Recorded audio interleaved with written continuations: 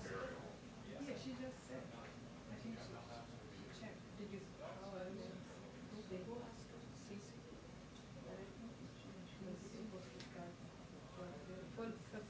20:45.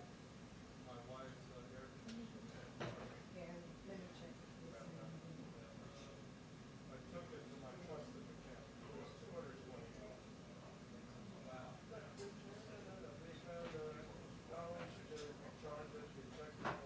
Yeah, 1:30. Okay, you got it. Now, do I have something going on? You go to the contact, you cannot make it. Yeah, if it's 1:30, because usually they start at 2. When you finish, after that you go to the No, no. if there is I called it sick for tomorrow. Well, yeah.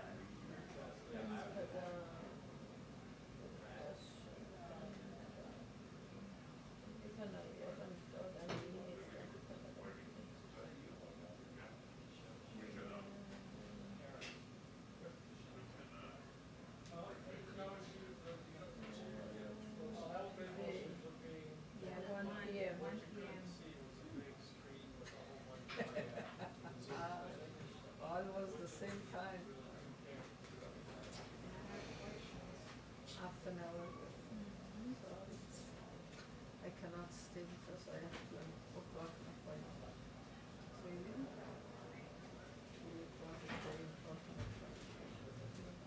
With your family or my boyfriend? Okay, wait. I'll see you tomorrow. I'm joking. Where is the boyfriend? Just someone. So you stay Put that drug in. late for me. All you do is. If they start 1:30 from right, sweetie. Hey, how are you? Good, how are you doing? Good, thanks. Yeah. You shake it. Yeah. So that's what I'm doing tomorrow. I'm gonna have a sick day. I take sick days.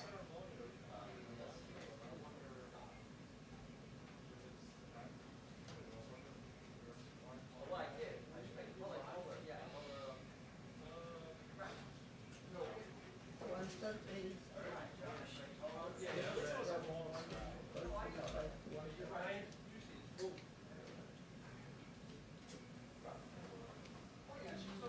No, you're not going to do it. It's better to leave it out. Do you think it's an important to participate in this meeting? This is not like it just.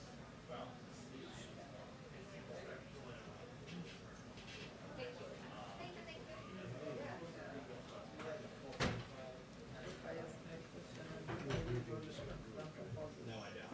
It's bad. I know, right? That's what I got to write. There's a couple of chairs. Saying something.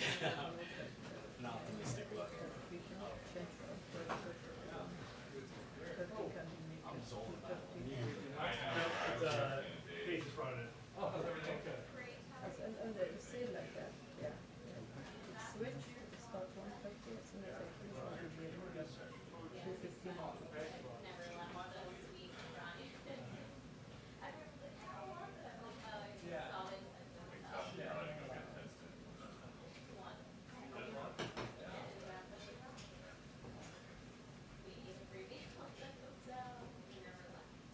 Oh, wait, press it on.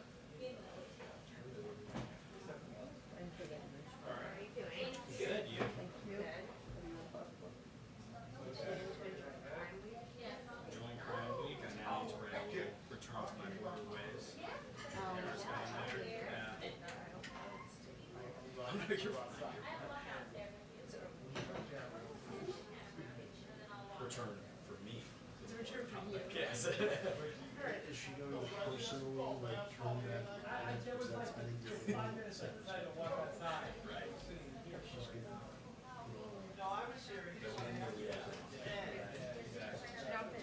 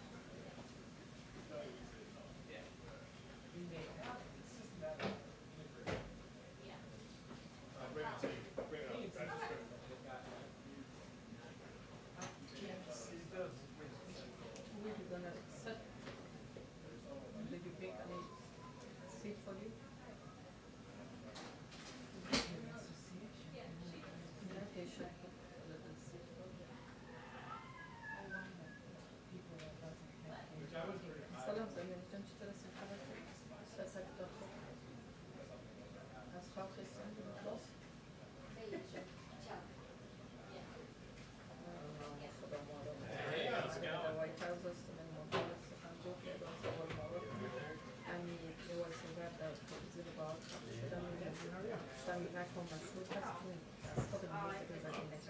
Agora assim, né? Na voz, sogar, nele, ligar, nele, mas tudo assim, né? Como, a minha voz sogar, a minha fora, agora, e a música da teta, a da cara,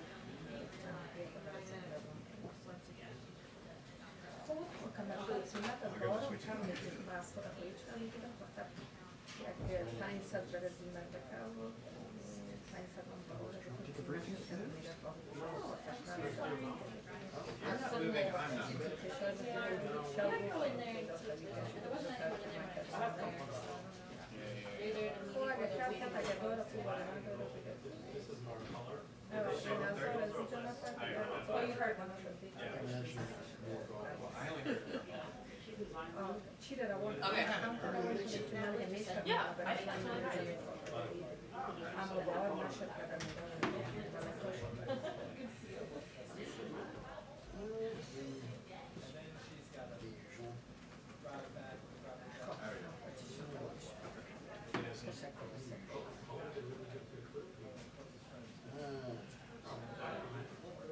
Just on balance, projects.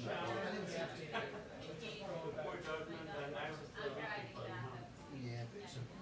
Really, flesh out this idea for a little bit.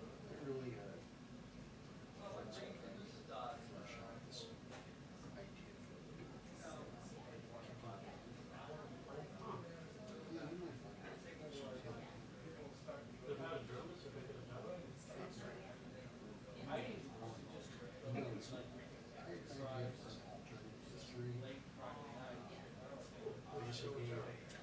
you might find your account, bank account. Yeah, they call me. Yeah. I think I give you only your account. Just, I told them 5 for you, 5 for me. 500 for you, 500 for me. $1,000 will send it to your account. And you can use it. Yeah, because I don't have my account.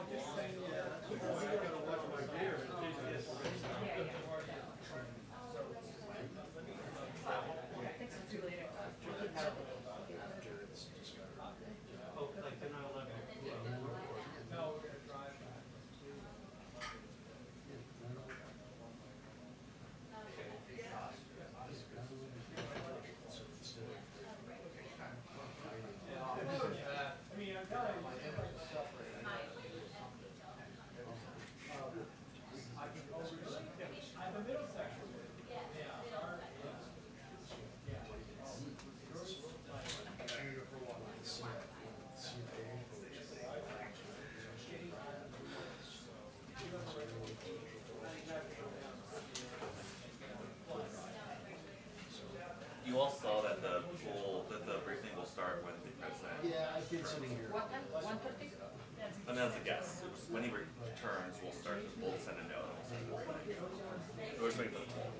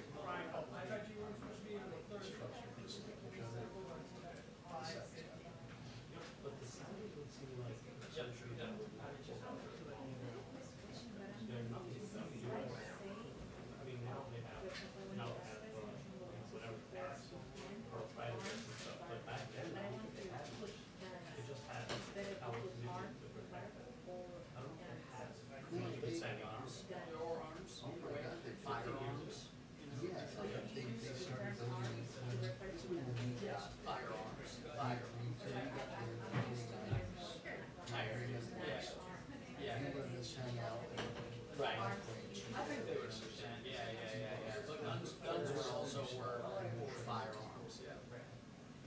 And I mean, some extension of a manager relationship that had been building on and off since 79. Because after 79, before 79, it had been for decades. I'm just saying, I don't think Saudi Arabia would need a coalition to bring it to a No, peace. but the idea is to try and reform. You gotta, basically,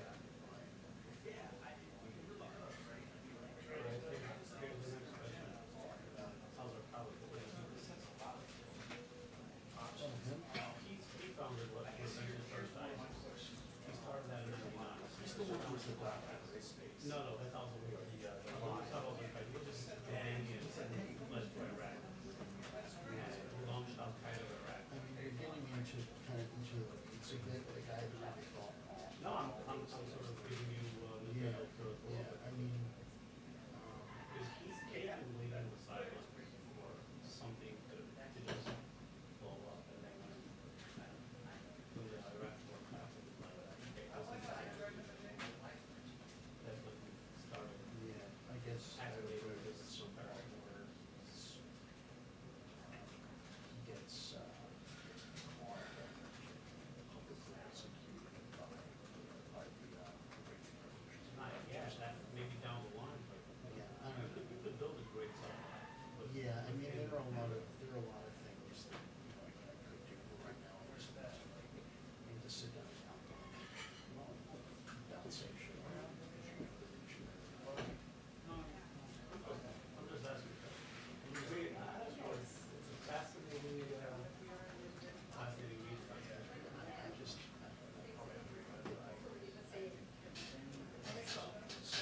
it's not what happened. Was not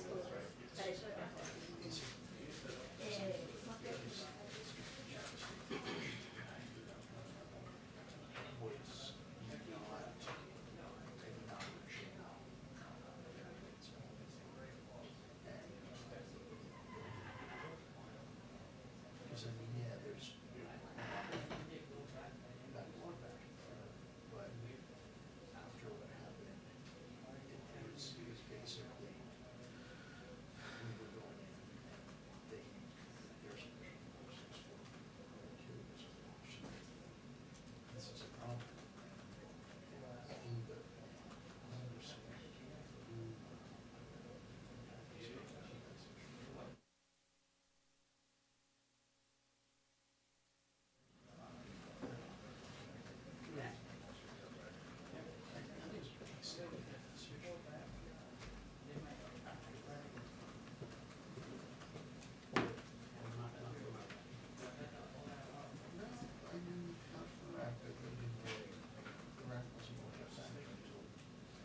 Except for the folks at the White House who are fired before the towers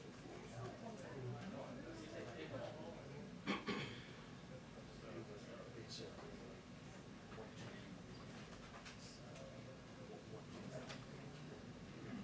their guns with our guns.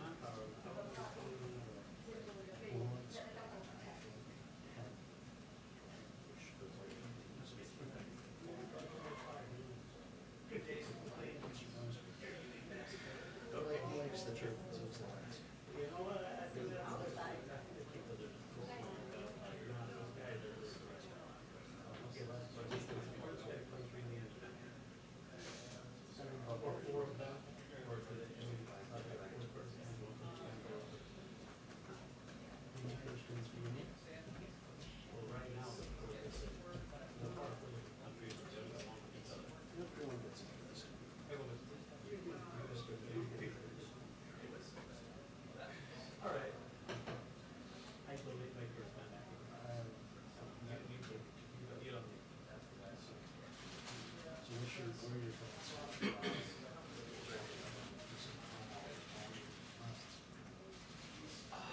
As long as they can keep these Samsung units, so we the tested TVs in that position, so. still, as long as it's.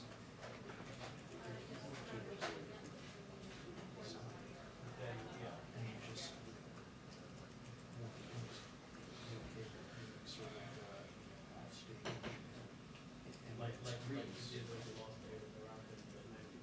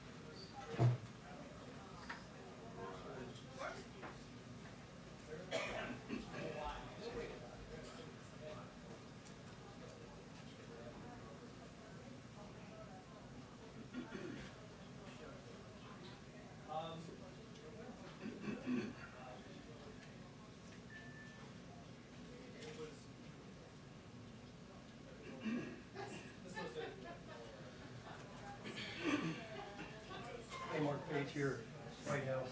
Hey, the briefing's gonna start at 1:15. And I guess you're gonna, I'm actually cut today. Yeah, I mean, in the briefing. No, it's pool, it's just all pool. Yeah, it's pool cuts. Yeah, so we're pool head on pool cuts. Thank you. I'm gonna be sure you're rolling. All right. Thank you so much. All right.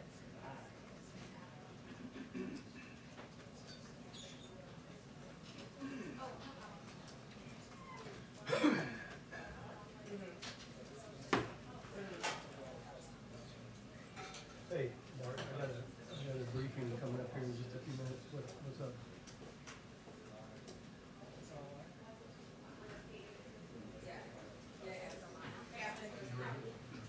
Yes. No, it sets around, it'll be in the shade. It comes around to the, it'll be the west side of the building and you're say on the south side, so.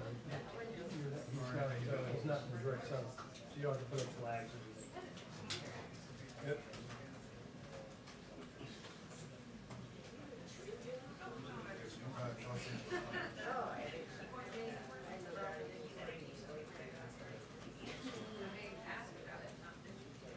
Yeah, I believe you can. That's, yeah. That's, I mean, yeah, that's political. yeah, sure, This is a, sure, no problem. that's what. Yeah.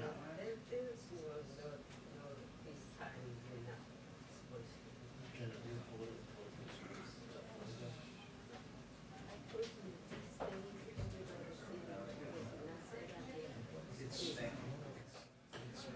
It's much political secret.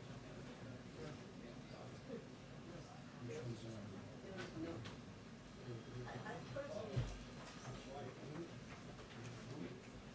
no, this is a URL.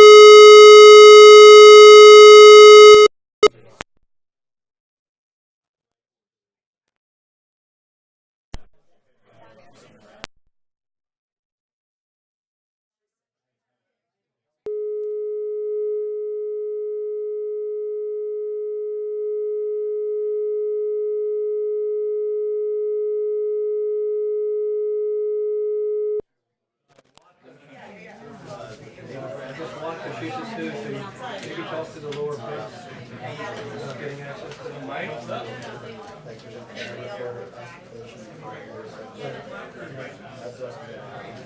If you're trying to get a video recording of it, see if you can get it from the White House.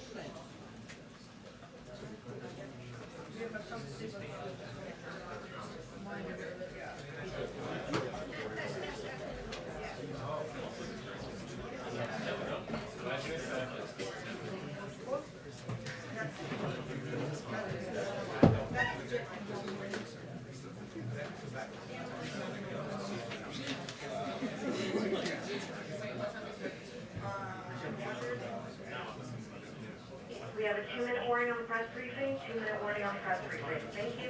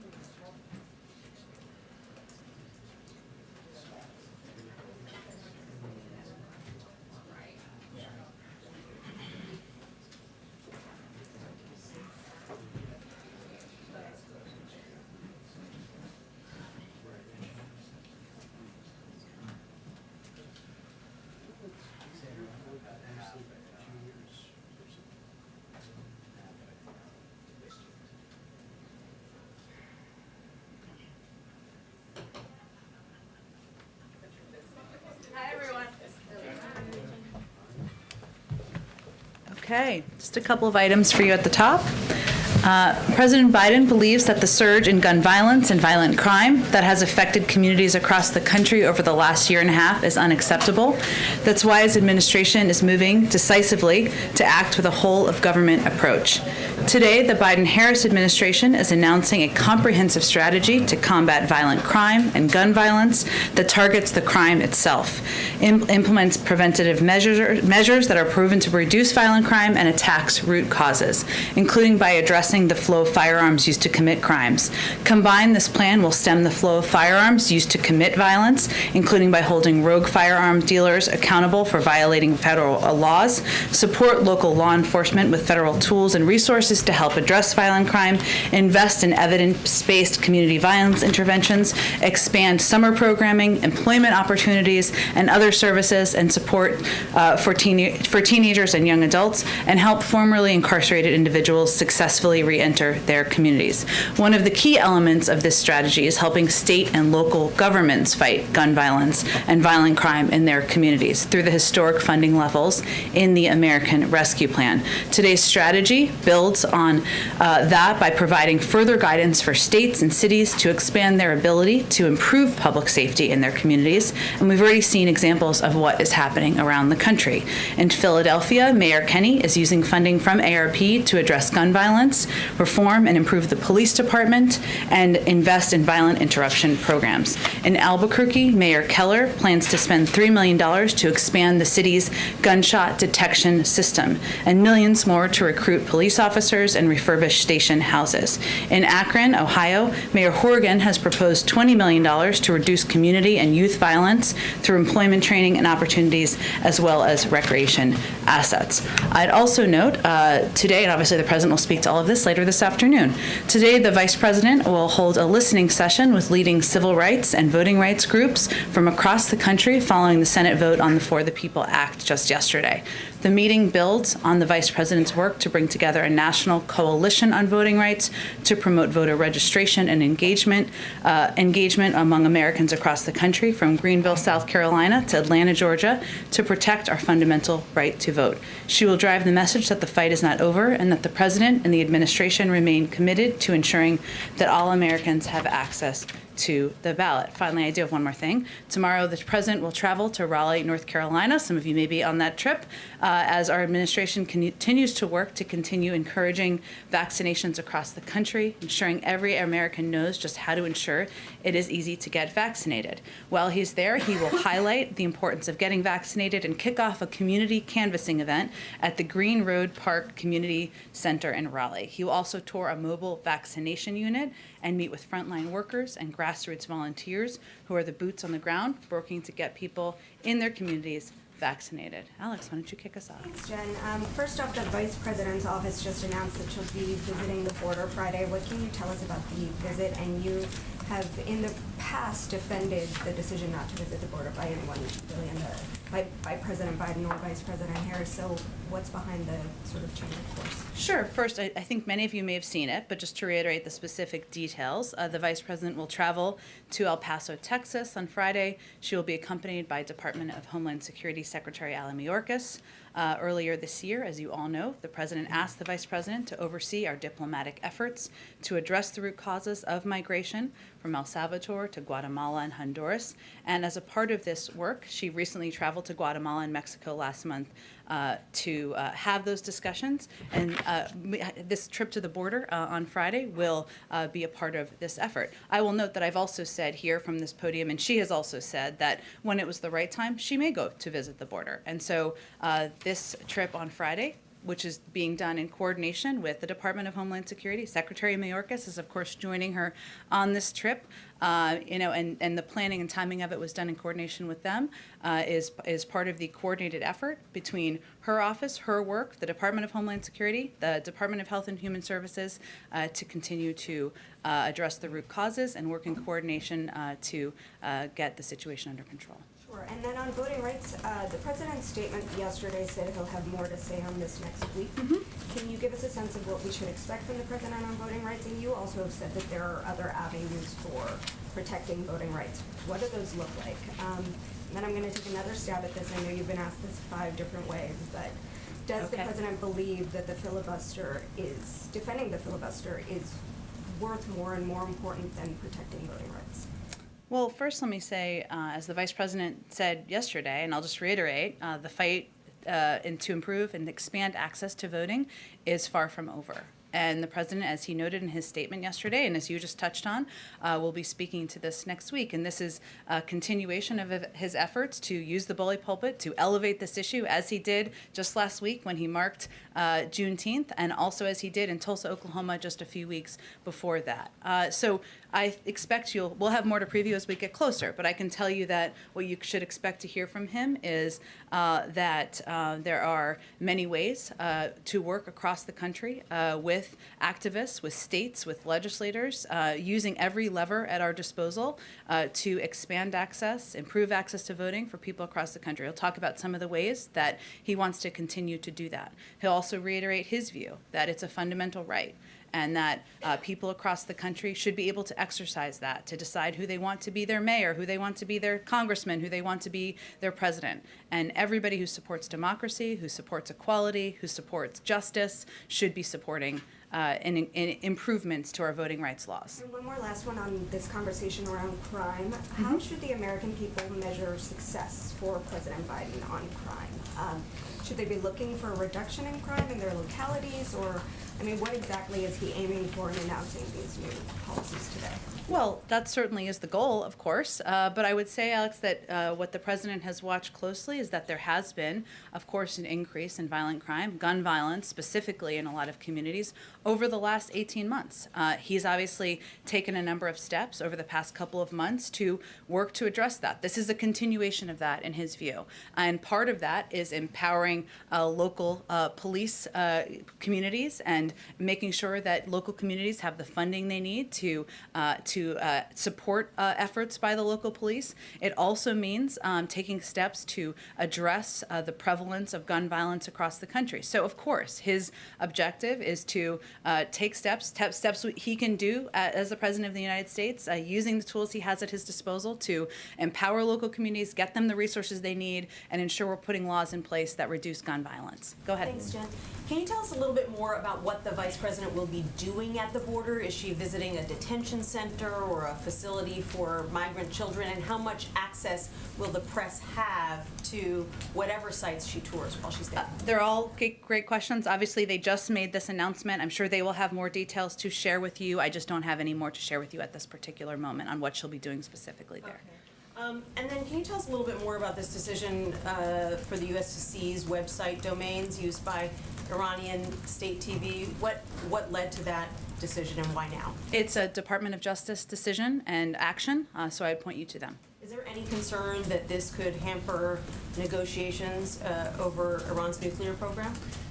We are still at the point, and in those discussions, we just finished the 6th round. Obviously, all of the negotiators are back in their capitals, having discussions as is appropriate.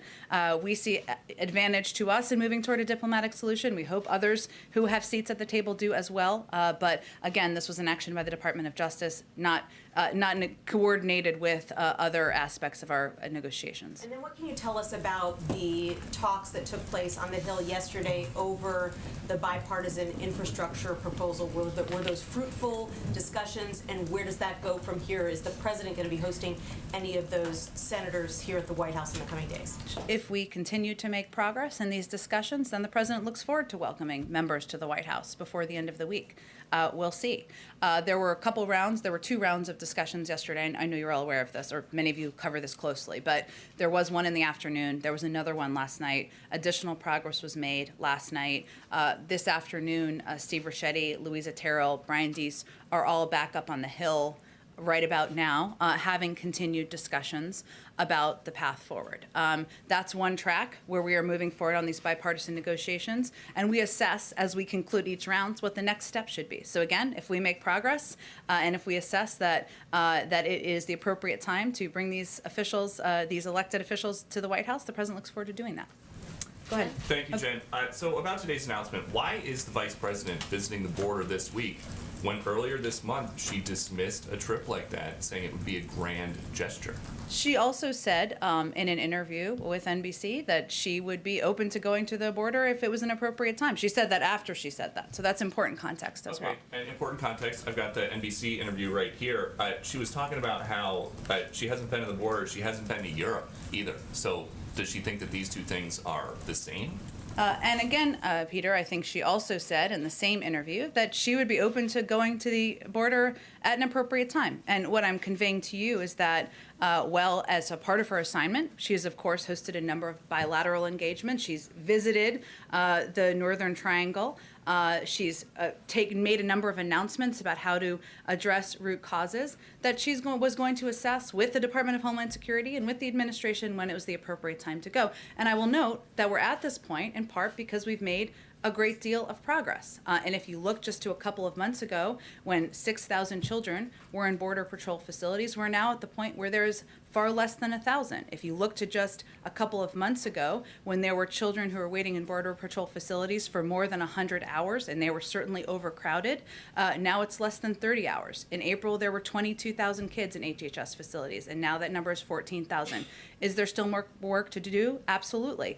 That's the purview of Secretary Mayorkas, but it's important every component of our government is coordinated. Was it important for the White House to have her seen at the border before former President Trump has a trip there next week?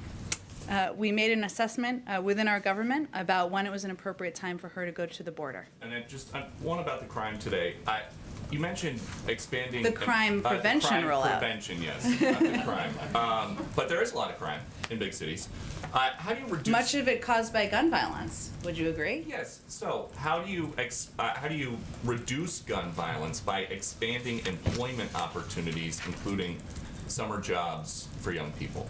Well, first, there's several components of this proposal. One of them is an initial set of actions on gun violence, or an additional set, I should say, of steps on gun violence, which the president feels are important to get guns off the streets, make sure they are not in the hands of people illegally, many of whom are playing a role in violent crime across the country. That's part of his objective. He also wants to provide, as we've seen, has been effective in communities across the country, incentives and alternatives for young people and communities where that has shown to be an effective step. So is the thought there basically that some criminal who has been committing crimes with limited interruption or interference from police for the last couple of weeks or months is going to stop this easy life of crime if they have a summer job? Well, I think the president believes that we shouldn't allow access to guns to those criminals who are currently illegally buying them from some dealers across the country. And part of his announcement is taking steps to do exactly that. But part of his announcement is also ensuring there's specific guidance to communities across the country to ensure that they have funding to get more community police around the country. Something that was supported by the American Jobs Plan that was voted into law by Democrats just a couple of months ago. Some might say that the other party was for defunding the police. I'll let others say that, but that's a piece. Go ahead. Would you concede there is a political calculation to having the vice president visit the border before Donald Trump goes, and with a drumbeat from Republicans who have counted the days that she has not visited the border? Isn't there a political decision in the timing of this? Well, Kelly, I would say that we have no way to predict what former President Trump will say when he goes to the border. We can only guess, but I don't think our view is that the vice president making a trip to the border with the Secretary of Homeland Security to assess and take a look at progress that's been made is going to prevent or change what the former president of the United States says when he goes to the border in a couple of days. Oh, go ahead. Did you have another question? Go ahead. Senators, including Senator Tester, are saying that they believe they're at really the kind of razor's edge moment with deciding the pay-fors for infrastructure. Can they go forward? Do you feel that there is the possibility of some kind of a development within the next 24 hours? Would you agree with that sense of the timing? And is there anything new that the White House has offered for paying for these infrastructure programs that we have not learned of from you before? Well, there's no question, as you know, it's much easier to negotiate with Congress when they're in session. So we're certainly hoping to make progress over the next couple of days. I'm not going to put it 24, 48. There's a couple more days in the week, and we're hopeful to make progress. If we see progress continue to be made between our discussions with our members of our senior team and members, then we look forward to welcoming Democrats and Republicans here to the White House to meet with the president. In terms of what we would offer, the president has offered a range of ways to pay for these proposals. And we've also we had so many options of how to pay for these proposals. We've even taken some of our own proposals off the table, including ensuring that individuals pay a higher rate for this specific negotiation, and also raising the corporate rate for this specific negotiation, even though we're keeping it on the table for later on to be very clear. But the bottom line, it's pretty clear and simple to the president. The choice for him on the pay-fors is, are you going to ask Americans who are just trying to go to work, just trying to drive their cars to work, drop their kids off at school, to pay more through a gas tax? Or should the wealthiest Americans pay what they owe in taxes? To him, that's a pretty clear no-brainer choice. That's part of the discussion, though. Go ahead. Back to the president's crime prevention announcement today. You've noted that violent crime has been up over the last 18 months and several years. So what specifically prompted the president to come out and make this announcement today? Well, there's a policy process that has been underway for the last couple of weeks and months even. We've had a series of announcements, as you know, over the past several months on gun violence prevention. Obviously, there was funding in the American Rescue Plan to support keeping cops on the street, and there are several components that were just prepared to be announced. And you've made clear you're tackling this, as a gun issue. The president has urged Congress to take action on this. We have seen very little movement on the Hill. It's been years since we've seen sweeping gun reforms out of Washington. What is the president's message then to Americans who are concerned about rising crime in their communities? In order to achieve real progress, do they have to wait for Congress to act? Well, the president would certainly like to see Congress act on universal background checks, on an assault weapons ban, a number of the pieces of legislation that are currently, I shouldn't say working their way through Congress, but are currently alive in Congress. But he's not going to wait. And his message to the American people is he's going to take steps that he has the power to take as president to reduce gun violence, to put in place measures that will reduce the likelihood of criminals having access to guns on the streets. There are authorities any president has, and he's going to take steps to do that, even as he pushes for legislation to move forward. So beyond the announcements today, he is preparing or considering additional steps that could tackle some of these issues? Well, I think we're going to focus on the announcements he's making today, a lot of which are on gun violence and gun violence prevention measures. I don't have anything beyond that to preview, but there are some significant steps he's certainly announcing this afternoon. And just one more question on how the funding for all of this works. You're allowing state and local governments to reallocate some of the COVID-19 relief funds to hire more police officers, invest in other areas to combat this rising crime. But when Republicans pitched that idea to try and pay for some of an infrastructure plan, the White House said that money was already allocated. So what's the difference? Well, the money was always allocated in state and local authority to state and local governments. One of the authorities they could always have taken was to ensure there were more cops on the beat, more police in place, and that's something we have always said was a part of the plan and the proposal. I don't know why Republicans opposed that or why that would have prompted them to vote against the package. Go ahead. Just to follow up on Mary's first question, public safety can be a potent political issue. To what degree, if any, has the politics played a role in the decision to really try and get out in front of things today? Well, the president has been very consistent in his views over the course of decades. He has never been for defunding the police. He has always been a supporter of ensuring that local community policing is funded and adequately supported by the federal government. He's also been a longtime advocate for decades and leader on addressing gun violence. So this is actually a continuity of his leadership on these issues over the course of decades. Now he has taken steps since president on each of these issues as well, including supporting funding, proposing funding in his own budget for community policing. And this is just an opportunity to put additional meat on the bones. Two more quick ones. You've answered this before, but just to make sure I understand red lines in the elusive search for pay-fors that are amenable to everybody. User fees on electric vehicles, is that in the same category as indexing the gas tax from your guys' perspective in these negotiations? Yes. We are not for a Ford F-150 tax. I'm not sure why others are. Good for you. And then quickly, given the tempo of some of the Taliban offensives that we've seen in Afghanistan, are there contingency plans at work right now to either move troops out faster or perhaps more importantly, embassy officials, folks that the U.S. plan to keep on the ground if they advance much quicker than perhaps was initially thought? Well, first I would say that our Department of Defense is overseeing an orderly withdrawal of our troops from Afghanistan and doing that at a pace that, in their view, will ensure their safety and ensure we are doing it in a way that's effective and in a coordinated manner with the government. I will say that while in general we are seeing elevated attacks on DSF and Afghan government versus a year ago, we have not seen an increase in attacks on our military or presence since February 2020. And we also assess that had we not begun to draw down, violence would have increased against us as well after May 1st, because that was what the Taliban was clearly conveying. So the status quo, in our view, was not an option. In terms of personnel and others on the ground, that's certainly something that our State Department and our team takes very seriously and assesses whether there is a need to take any additional action. And I would certainly defer to them on any additional preview they do on that front. Go ahead. Thank you, Jen. We understand that the administration plans to replace the Fannie Mae and Freddie Mac's federal regulator after the Supreme Court ruling that has now made it easier for the president to install his preferred overseer. Do you have a comment on that?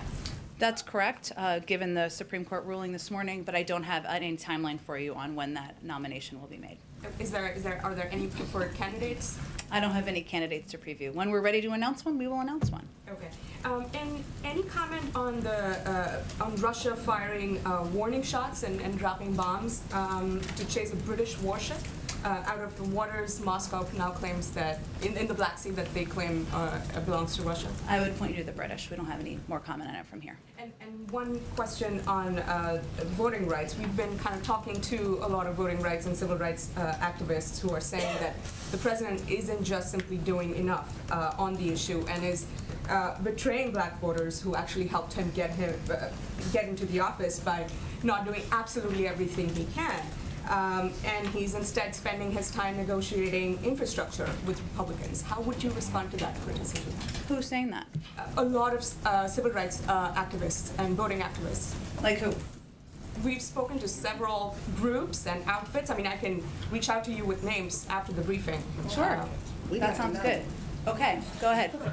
Thanks, Jen. A number of lawmakers have asked the administration to extend the federal moratorium on evictions, which expires at the end of the month. Is that something the administration is considering, and why or why not? Sure. Well, let me first say that that would be a decision. The decision to extend the eviction moratorium will be made by the CDC based on public health conditions, and we certainly wouldn't get ahead of their assessment. As you know, the eviction moratorium expires on June 30th, hence I think your question. It was always intended to be temporary, and the president remains focused on ensuring that Americans who are struggling through no fault of their own have an off-ramp once it ends. Hence, we've also worked to take additional steps to ensure people are getting the support they need to stay in their homes, whether they are renters or homeowners. But we'd certainly defer to the CDC on their decision and their timeline. Go ahead. Thanks, Jen. The Miami Police Chief, Art Acevedo, expressed concern, disappointment that his association wasn't invited to the discussion. His association represents dozens of the largest city police forces, the major cities chief association. I just wanted to ask why the group wasn't invited, considering the role that they would likely be part of it. Well, I think as we were putting together the roundtable that the president is taking part in today, we tried to have a diverse group of individuals representing a range of interests from across the country who have all played an active and vital role in addressing crime and crime prevention across the country. It is not meant to diminish anyone, including the individual you mentioned, and I'm sure we will be closely engaged with them and others who are not a part of this roundtable. One more question Sure. on the crime and gun prevention effort. This effort involves redirecting some of the relief aid to these measures, and it gives wide latitude for spending that money in certain areas. But the Biden administration largely opposed redirecting relief funds for infrastructure projects. There were some limited exceptions, water and sewer, but why was it not okay for infrastructure, or limited for infrastructure, but it is more okay for this area? I think this is similar to the question Mary just asked. I mean, it has always been the case that ensuring funding was used by state and local authorities to keep cops on the beat was always a part of what was allowed in the parameters of the spending. And that is something that a number of communities, as I outlined at the beginning, did take the steps to do. So this is just giving additional guidance on how to use the funds. Go ahead. Thanks, Jen. On the meeting later today between Chuck Schumer and Nancy Pelosi and White House officials, what is the White House's message to them going to be with regard to the infrastructure talks? So you're going to insist on continuing going down the bipartisan route, or is this going to be a decision point where they may sort of kick the tires and go ahead with reconciliation on that? Well, we've always seen this, or seen this for some time, I should say, not always, as a two-track strategy, right? So there are different discussions and negotiations happening today. One track, the American Jobs Plan, or big components of it, is a part of the infrastructure negotiations that we're discussing. Steve Ricchetti, Louisa Terrell, Brian Deese, right now with members who are part of that bipartisan discussion. Later tonight is a discussion that will also include Shalanda Young, also include Susan Rice and others. That's a discussion in part about the budget reconciliation process, the second track. And that track will include the American Families Plan and components that are not a part of the negotiation. So we've been saying two tracks. Today is an example of two tracks actually moving forward at one time in one day. Which track is moving more smoothly right now? They're both moving at a rapid pace. They're both moving. We know that we're at a later stage, obviously, in the bipartisan negotiations. You all know that. And obviously, we want to make progress over the next couple of days. We're in an earlier stage of the budget reconciliation process. That's because that's how that process works. But it's important to keep both tracks going. And then just one more for you on, I just wanted to follow up if you had any answer from yesterday about whether President Biden discussed interest rates with Fed Chairman Powell and other financial regulators. The interest rates, as you know, are under the purview of the Federal Reserve. I gave you an overview of what was discussed in the meeting and don't have anything else to add to that. On the For the People Act, you said this week that it would be the fight of this presidency. The president said last night the fight is not over. Now that the Senate has put itself on the record, how do you see this fight playing out in the 117th Congress on the floor? Is going to be one on the floor before the end of this Congress? We'll see. I don't think we can assess that quite yet. And I think what's important to know is that the president's going to keep fighting for federal legislation. The vice president is going to keep fighting for federal legislation. Leader Schumer and others have also made clear, I think, on the floor last night, they're going to continue to look for paths forward. We will see what that looks like, but we're still assessing that in the coming days. What the president will also talk about, though, next week is not that fight, but also what we can do in states around the country, what we can do through a range of the authorities that the federal government has. Because for all of these, our objective is to make it easier to vote, make it more accessible to vote, and there's a lot of ways to do that, even as we're continuing to fight for federal legislation. I want to ask you another question about the border. You said that a great deal of progress has been made. Mm-hmm. Border Patrol statistics show something close to 900,000 interactions or encounters on the southwest border so far this fiscal year, 170,000 odd per month the last 3 months. Is that where you're measuring progress? You spoke of the unaccompanied minors, but what about the influx of people? The vice president was tasked with the diplomatic efforts there. Mm-hmm. Has that been successful? And how are you measuring that success? Well, first, I think the vice president has made a number of announcements about coordinated efforts with countries in the region, in the Northern Triangle, through her leadership in that area. And we'll be able to assess over time what it looks like in terms of migration numbers. I was pointing to the fact that a couple of months ago, we were looking at very overcrowded Border Patrol facilities. We were looking at kids waiting for far too long in those facilities, and there being a timeline of getting kids to vetted family members that wasn't up to our bar. There has certainly been progress made in that regard, but the work is ongoing. Go ahead. Thanks, Jen. My colleagues are reporting that the U.S. intelligence community concluded last week that the government of Afghanistan could collapse as soon as 6 months after the American withdrawal is completed. What is your reaction to that, and do you think that would also factor into speeding up an evacuation, especially for Afghans who helped the U.S.? Well, let me first say on SIVs, on special immigrant visas, and these are individuals who have played an incredibly courageous role in helping the United States at various times over the course of our recent history. We are processing and getting people out at a record pace. We are working with Congress right now to streamline some of the requirements that slow this process down, and we're doing the kind of extensive planning for potential evacuation should that become necessary. So we're continuing to evaluate what our options are there, continuing to take steps forward, and certainly we want to take every step we can take from the federal government to treat all of these courageous individuals as they deserve. Is there a reaction on that intelligence community's assessment at all, that the government could collapse within 6 months of the U.S. withdrawing? I don't have any more assessment beyond the intelligence community. About Afghanistan, please. Go ahead. Yes, as you know, President Ghani will be here on Friday, while President Ghani and Dr. Abdullah are visiting Washington, D.C. Taliban still continue their attack in all over Afghanistan. Do you think that President Biden committed to a stronger long-term support for Afghan people, especially Afghan military, because Afghan people has a high expectation from this trip, President? I would say I don't anticipate, the timeline for withdrawal is not going to change by September, which of course is overseen by our Department of Defense. A part of their discussion on Friday will certainly be the President reiterating his commitment to work with the government of Afghanistan to continue to provide humanitarian support, over the horizon security, work that he committed to when he made this announcement, and I'm sure they'll discuss this during their meeting on Friday. Go ahead, Francesca. Go ahead. I've got a couple for you. Sure. Firstly, on the Vice President's trip to the border, why does the White House view this as the appropriate time for that visit? Well, I think, Francesca, the decision on the timing was made in coordination with the Department of Homeland Security. As we've said from the beginning, we didn't want to have anyone visit at a time where it'd be disruptive to efforts and progress being made on the ground.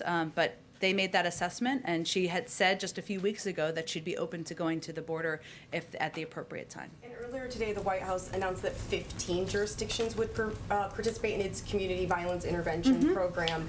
Do you anticipate that list expanding to include other cities like Kansas City, which has grappled with gun violence and has been engaged with the White House on this issue? That's a great question, and you're right that it was 15 cities that we announced, or 15 jurisdictions that we announced this morning. Those jurisdictions we will announce, I guess I should say, later this afternoon. They stepped forward to join the collaborative because they're committed to using these strategies as a tool to reducing the scourge of gun violence. They have also designated a portion of their American Rescue Plan state and local funding, or another source of public funding, to support CVI efforts, and have committed to city leadership and infrastructure, such as leading local efforts through an Office of Neighborhood Safety. We're calling for more cities to follow these jurisdictions' lead, and certainly we'd welcome engagement and a desire to follow those trends as well. And lastly, is the White House worried that its non-infrastructure agenda is being stymied to the point that it could have a negative impact on Democrats competing in next year's elections? You mean our budget reconciliation process we're meeting about today? No, I'm talking about the $15 minimum wage, voting rights, there's ongoing disputes over child care, other elements of the Families Plan, immigration reform. There's a number of different things. I will say that the American Families Plan is a part of the budget reconciliation discussion and process. That's a historic investment in childcare and community college and universal pre-K, a number of areas that are of huge priority to the president, as well as many Democrats. I think ultimately, I'm not going to assess 18 months from the midterm elections what that looks like, but the most important topics on the minds of the American people are COVID and the economy, and we're certainly moving forward on all fronts. Go ahead. Oh, thank you, Jen. First, a question on Afghanistan. The Afghani leaders who are coming to meet with the president on Friday are going to want specifics about U.S. support to secure the governance and human rights gains that have been brought for the last 20 years there. Can the president guarantee that those gains won't be lost? The president can guarantee that we will continue to support humanitarian assistance, support for progress, human rights progress that's been made on the ground, and a range of investments the United States have made that we've already committed to continuing. Has he determined how much money that is needed? Over the course of time, that's going to be done on kind of a year-by-year assessment. Sort of in the next year, then? Is there any sort of estimate there? Beyond our budget, I don't have anything more beyond our budget. On crime, I just wanted to ask quickly if you could give us any details about who helped shape the president's crime plan. You know, was there input from various activists, perhaps from the Floyd family? It was certainly driven, of course, by the President of the United States, who oversees all of our policies here, and driven by policy leaders within the government, from Susan Rice, Cedric Richmond, there's obviously economic components, Gene Sperling, Brian Deese, and they certainly do assess and engage with a range of activists and leaders around the country, but I don't have any more detail to read out for you.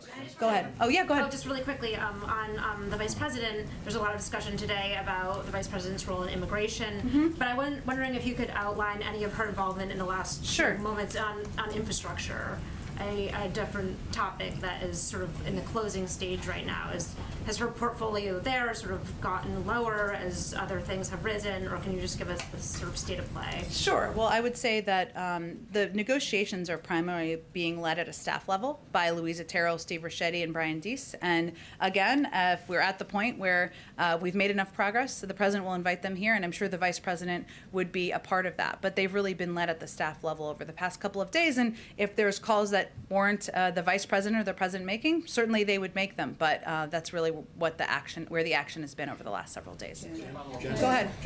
Thanks. Just to follow up on my colleague's question about the eviction moratorium. Sure. There's some reporting that there's a 1-month extension that's going to come out pretty soon. I know you said you don't want to get ahead of the CDC, but the CDC is punting all of our questions back to you. So is there anything That's confusing. Sorry. So is there anything you can tell us about whether a 1-month extension is to be expected? I don't have anything I can confirm for you from here today. Okay, and then on guns, all advocates are saying there should be a gun czar. Is that something that's still being considered by the White House? One person that's responsible and spearheading this work on gun reform? The president's responsible. Go ahead. Yes, thank you, Jen.